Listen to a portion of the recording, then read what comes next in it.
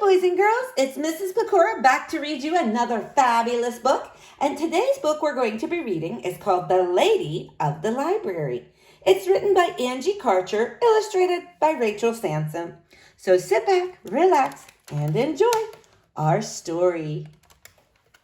Closed for demolition. The Lady of the Library by Angie Karcher, illustrated by Rachel Sansom. She roams the halls and walks through walls, then simply disappears. The lady of the library has haunted here for years. She floats and flies and flutters, giving everyone a scare. Each day she shrieks and squeals, but now the place is bare. Soon, a few librarians box each and every book. The lady doesn't scare them. She sees how sad they look. She swoops and sweeps, a somber ghost, in melancholy blue. With no one left to frighten, are her days of haunting through? Oops, sorry boys and girls, skipped a page there. But then a little girl walks in, right through the grand front door. She circles round the boxes that are stacked up on the floor. She sits and sketches silently. She knows just what to do. The little girl looks around. Hey, lady, where are you? The lady is astonished, but she whimpers, I'm up here. The little girl holds out a tissue. Please dismount the chandelier. The lady swooshes down, slowly swishes with a swirl. We need to save this place, cries out the feisty little girl. Yes, I know. It's been my home for over 80 years.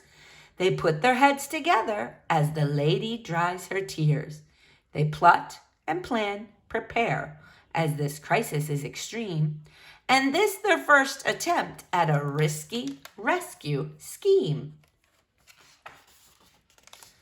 They stand up rows of books to form a literary train, and when the line of books creates a long and winding chain, they pack in paparazzi in the press from far and wide. Soon people come in droves to see this spectacle inside. In hushed anticipation, people whisper as they lean to get a peek of this mystique, a ghostly bookish scene. The lady gets it started as the books fall one by one. The people cheer and donate as they watch the falling fun. The next day, folks in hard hats are scattered far and near, dismantling the reference desk and every bookshelf here. The lady screams and squeals and snickers. The workers run in fear. Wah-ha-ha! She bellows. We don't want your sawdust here. Soon the lady and the little girl have hard hats on themselves. They build a slide 4 cases high from all the wooden shelves. They saw and sand until the slide is slippery and swift. They polish, then they wax it to prevent a splintered gift. The slide is luring people as they hear the sanders humming. They beg to see her, to ride the slide, and soon the crowds are coming. The press and paparazzi come from regions far and wide. Townspeople come in droves to see this spectacle inside. The little girl is first to go. They count her down from 10, 9, 8, and then she slips past science fiction 201 to 304. She zips past Chinese history and slides by the Civil War.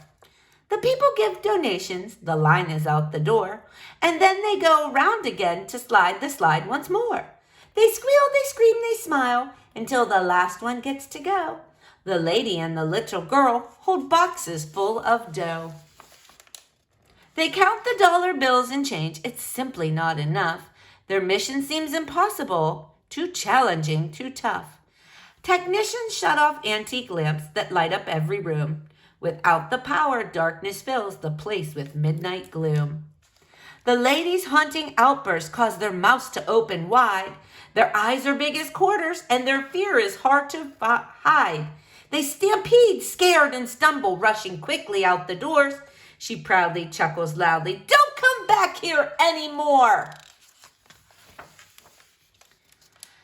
The lady and the little girl both soon begin to pace, not sure what they've done will be enough to save this place. They think and think and think, deciding one last thing to do. A story time by candlelight will make its first debut. Candlelight Ghost Stories. They gather all the matches found in drawers and storage places. Then 37 candles light up the smiling faces. They pack in paparazzi and the press from far and wide. Townspeople rush back to see the spectacle inside. The fire chief sounds the siren, his golden badge aglow. "I see a fire hazard! I'm shutting down this show! Your 37 candles are a danger to the crowd!" He opens all the exits shouting, "No flames will be allowed!" The crowd begins to moan and the lady starts to sob. The cheerful, joyful group is now a grouchy, grumpy mob. The little girl says, "Stop! Stay put! I have a safe solution." She raises up a box, illuminating resolution. The lady tells them chilling tales, shakes chains, then disappears. She scares the people just a bit, as she has done for years. She beams and blissfully bows as they beg for more and more. Her spooky story time keeps them coming through the door. The mayor gives a sudden speech. "I'll keep this nice and short. The library has been saved. Thanks for all your support." The lady goat gloats. The girls she gleams, they glitter with delight. The crowd then cheers, 'cause now for years they'll have this lovely sight. The wooden floors still creak when there's no one in the room, but now the lady's happy, no longer filled with gloom. She spooks them on the stairs, in the halls and lobby too, and maybe someday she will haunt a library near you.